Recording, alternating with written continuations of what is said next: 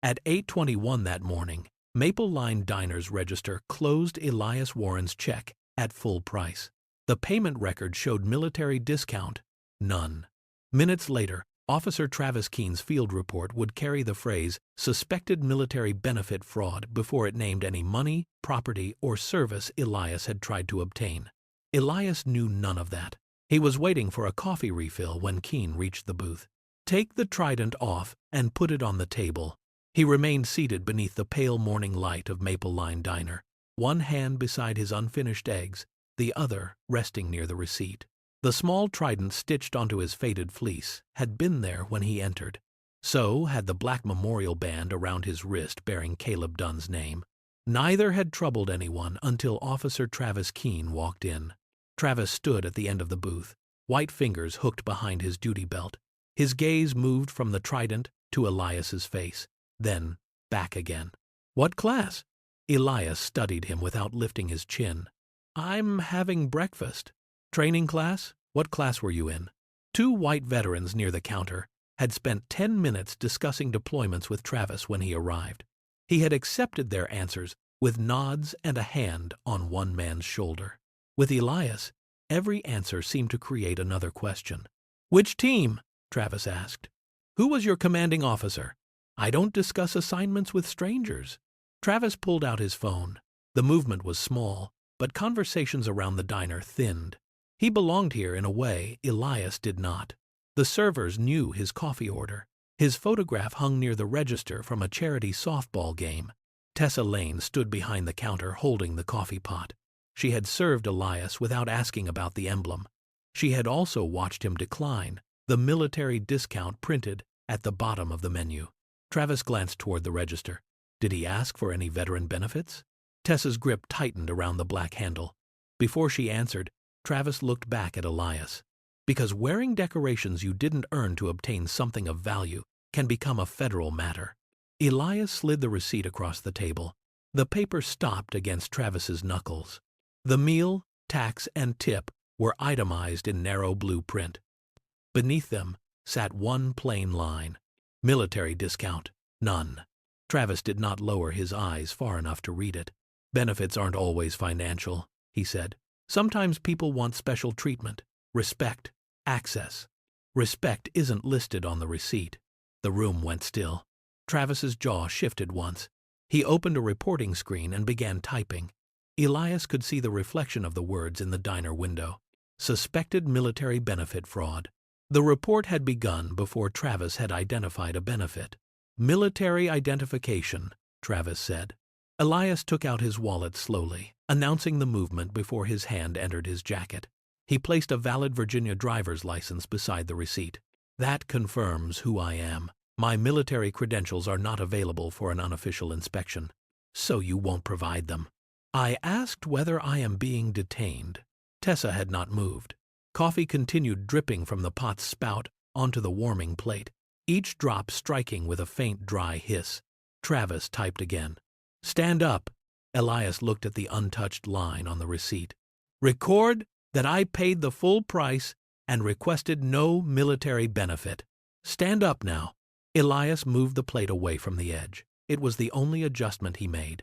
"I'm placing both hands on the table," he said. "Then I'm standing." Travis stepped closer before Elias had fully risen. One hand closed around his wrist. The other drew his arm behind him. Metal settled against skin with 2 controlled clicks. Elias did not pull away. "You're making this disorderly," Travis said. "I have not raised my voice. Keep resisting, and that goes in the report too." Elias looked toward the counter. Tessa's eyes dropped, not to the floor, but to the receipt still lying open beside his plate.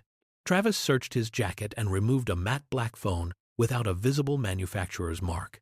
The device was heavier than an ordinary handset and remained dark in his palm. "What is this?"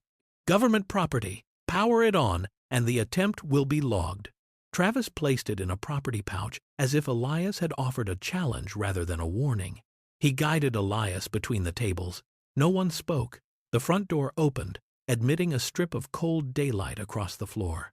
Behind them, Tessa set down the coffee pot.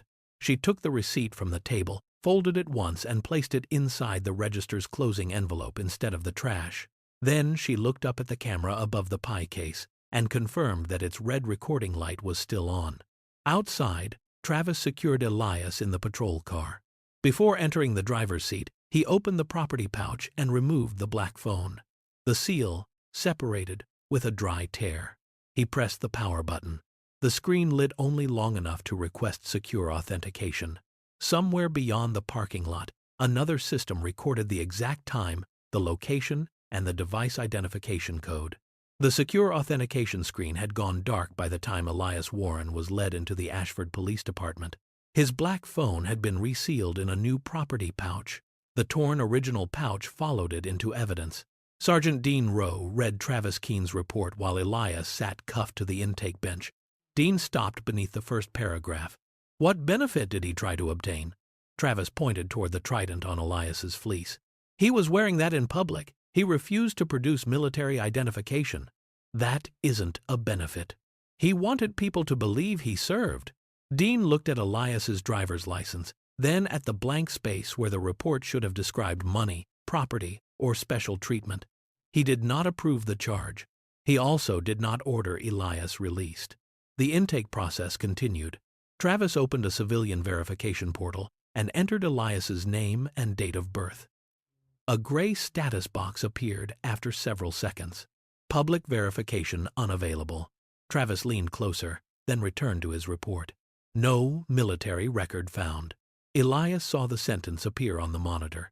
That is not what the system says. Travis kept typing. It means the same thing. No. One says you cannot access the record. The other says the record does not exist. Dean's attention shifted back to the portal. Preserve the original screen, Elias said, and record who approved your interpretation. Travis reached for the corner of the window. Before he could close it, Dean activated the supervisor capture function. The system saved the page, search terms, result, and access time. It was the first moment Travis's version stopped being the only version. At Maple Line Diner, Tessa Lane stood beneath the camera above the pie case and replayed the confrontation. The recording showed Elias entering alone, paying the full amount, and leaving a tip. It showed Travis approaching him. It preserved the moment Elias placed both hands on the table before standing. It also preserved the silence behind the counter. Tessa removed the receipt from the closing envelope. Then she called Dean directly. I was the server, she said.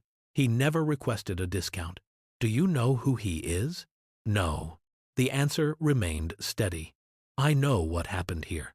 She provided her full name and agreed to sign a statement. She exported the original video instead of recording the screen with her phone, preserving its timestamp and audio. The receipt, payment record, and camera file were placed together for collection. Dean looked through the intake room glass at Travis. You asked the witness before arresting him? Travis did not answer. Elias was allowed a procedural call. He did not contact a lawyer with a famous name or summon anyone to threaten the department. He gave a limited authentication code to a Navy duty desk and requested verification through the proper interagency channel. Rear Admiral Marion Holt's confirmation arrived in writing. Elias Warren was serving on active duty. Public access to portions of his record was restricted by protective requirements. A civilian portal could not be used to deny his service status. The seized phone was federal property and had to remain secured until its handling history was reviewed. Chief Walter Griggs read the notice twice. Stop intake, he ordered. The cuffs were removed. Every version of Travis's report was placed under preservation. Body camera files were locked against deletion, and the call log was retained. Elias received his wallet and keys, but the phone remained sealed until its chain of custody could be verified. Special Agent Audrey Bell arrived without an escort or public display. She photographed both property pouches, documented the broken seal, and retrieved the device log.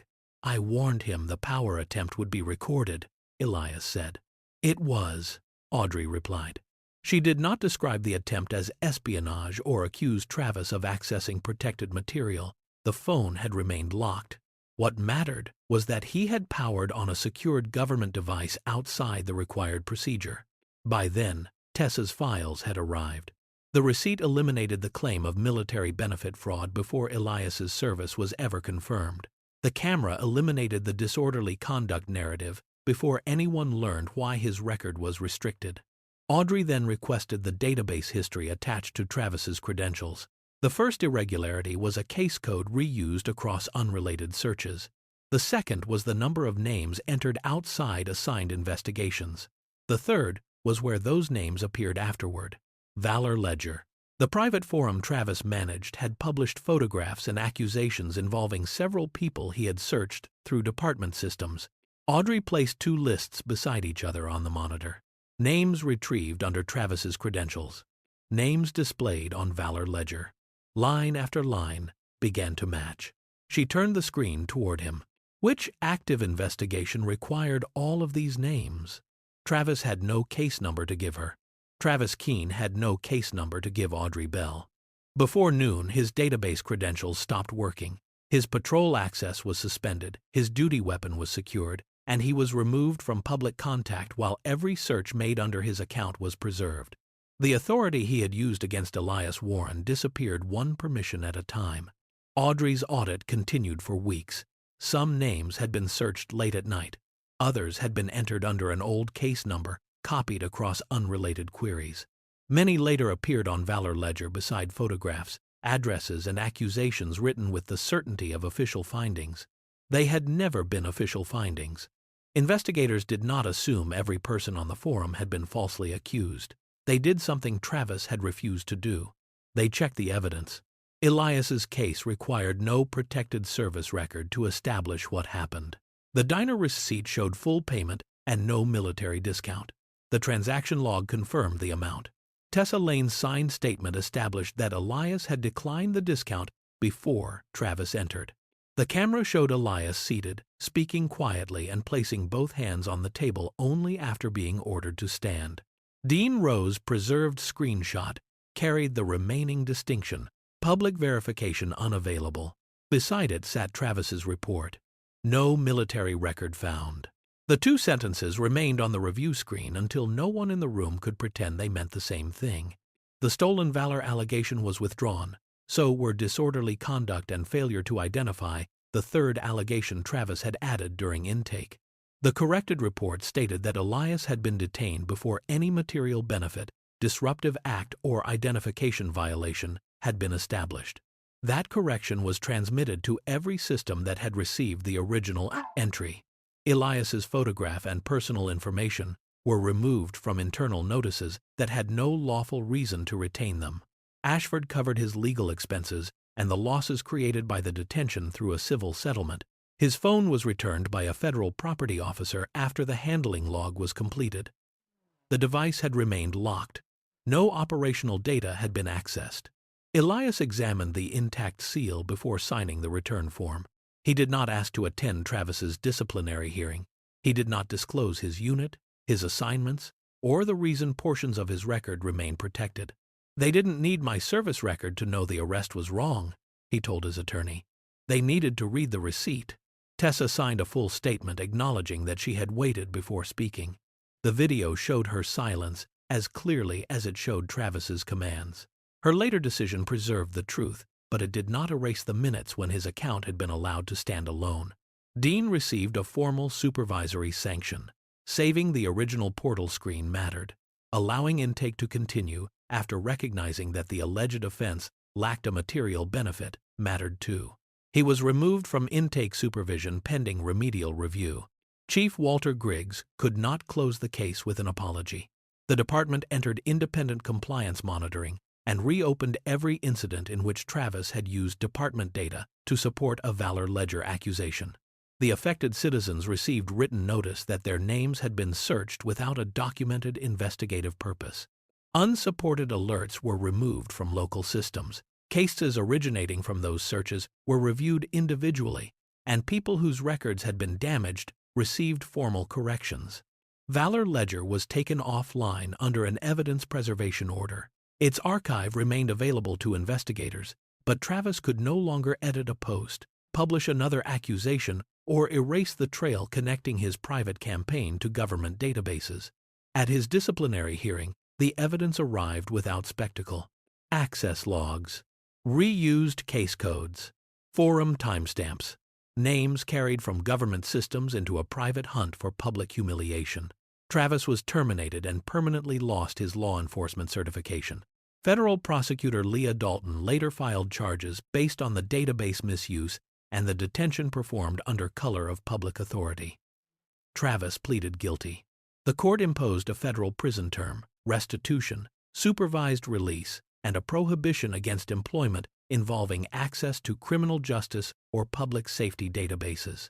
There was no photograph of Travis being placed in Elias's position. His consequences appeared in court orders, audit findings, and a credential that would never become active again. Ashford then replaced discretion with controls. A military fraud report could not proceed unless an officer identified the money, property, or tangible benefit allegedly requested. The system separated not public, unavailable for verification, and not found into distinct results that could not be rewritten without supervisory approval. Sensitive searches required a valid case number, a stated purpose, and a reviewing supervisor. Automated monitoring flagged reused codes, unrelated bulk queries, unexplained off-duty searches, and names connected to an employee's private accounts. Secured government devices had to remain sealed until the owning agency provided instructions. Several months later, Elias had already returned to duty when Audrey conducted the department's mandatory training. She did not display his photograph. She did not reveal his assignments. She did not open his protected record. She projected the receipt from Maple Line Diner, the meal, the payment time, the tip, and the line Travis had chosen not to read. Military discount, none. His service record stayed sealed. The receipt did not. This story is fictional.